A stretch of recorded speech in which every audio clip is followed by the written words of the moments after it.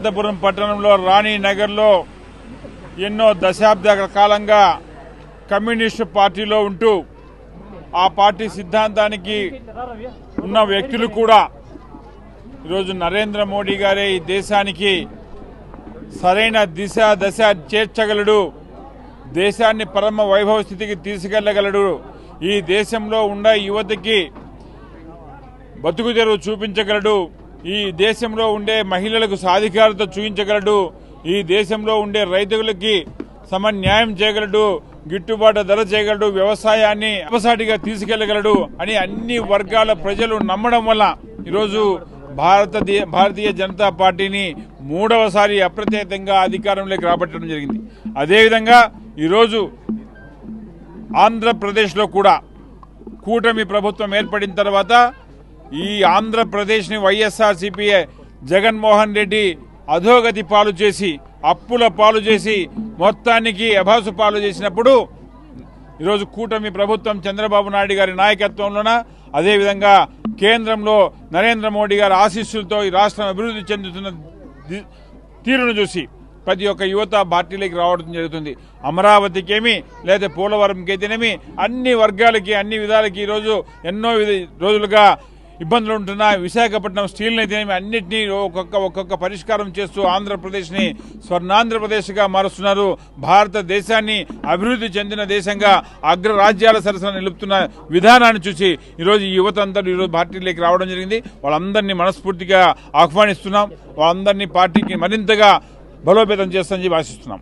ప్రపంచంలోనే అతి పెద్ద రాజకీయ పార్టీ అయినటువంటి భారతీయ జనతా పార్టీ ఏదైతే 15 రాష్ట్రాలకు పైబడి అధికారంలో చేపట్టడంతో పాటుగా ముచ్చటగా 11వసారి ఎర్రకోట పై నుంచి ప్రధానమంత్రి హోదాలో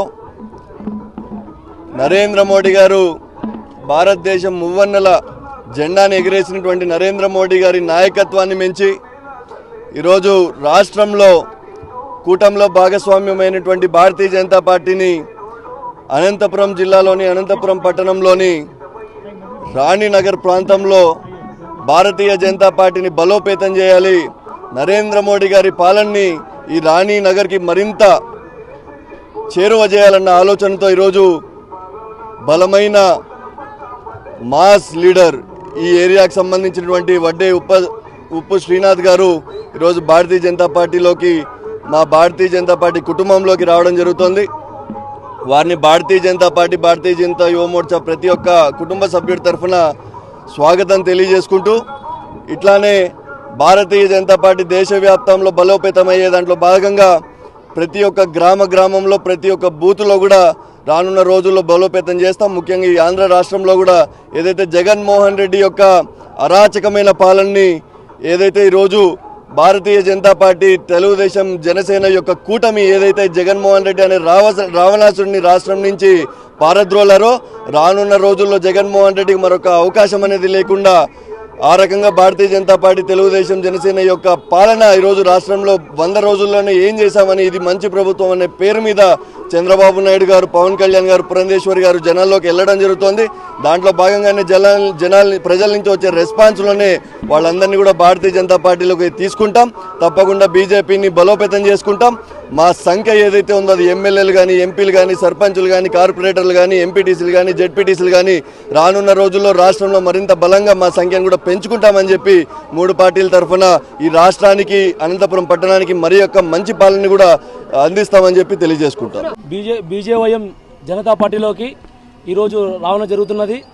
ఇక్కడ రాణినగర్, ఓల్డ్ టౌన్, అనంతపురం నందు ఇక్కడ నుంచి నేను రానున్నది బీజేవైఎంలోకి రానున్నది. ఇక్కడ హిందూజం నుంచి పుట్టుకొచ్చిన ఒక బీజేపీ పార్టీ నుంచి మేము నరేంద్ర మోడీ గారు ఇన్స్పైర్గా తీసుకొని ఆయన ఒక బీసీ వర్గానికి చేసిన న్యాయం, బీసీ వర్గం ఎక్కడో ఉన్నందుకు ఇప్పుడు బీసీ వర్గాన్ని ఆయన ముందుకు తెస్తూ యువతకి ఎంతో ఉపాధి కలిగించాడు ఆయన.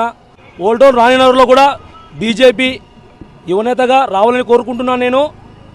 మిట్టా వంశీ అన్నగారు ఇక్కడ ముఖ్య అతిథిగా పిలిపించాను. ఇక్కడకు లలిత్ అన్నను గారు ముఖ్య అతిథిగా పిలిపించాను. ఇక్కడకు నందిరెడ్డి శ్రీనివాస రెడ్డి గారిని కూడా ముఖ్య అతిథిగా పిలిపించాను. ఇక్కడకు వెల్కమ్ చేశాం. ఇక్కడకు నిర్వహిస్తూ బహిరంగ సభ ప్రజలందరికీ ఇక్కడ ఏమి న్యాయం ఉందో ఏముందో, మేము 45 ఏళ్ళుగా సిపిఐ పార్టీలో ఉన్నందుకు మాకు అక్కడ ఎటువంటి గుర్తింపు లేకపోవడంతో ప్లస్ మళ్ళీ ఇక్కడ వచ్చేసి మేము ఇప్పుడు ఈ బీజేవైఎంలోకి మాకు ఇంట్రెస్ట్గా హిందూజం అంటూ ఇంట్రెస్ట్ ఉన్నది కాబట్టి దీంట్లోకి బీజేవైఎంలోకి రానున్నది. మేము మెంబర్స్ 300 మెంబర్స్ మినిమం 300 మందితో మినిమం చేరుతున్నాయి ఇక్కడ.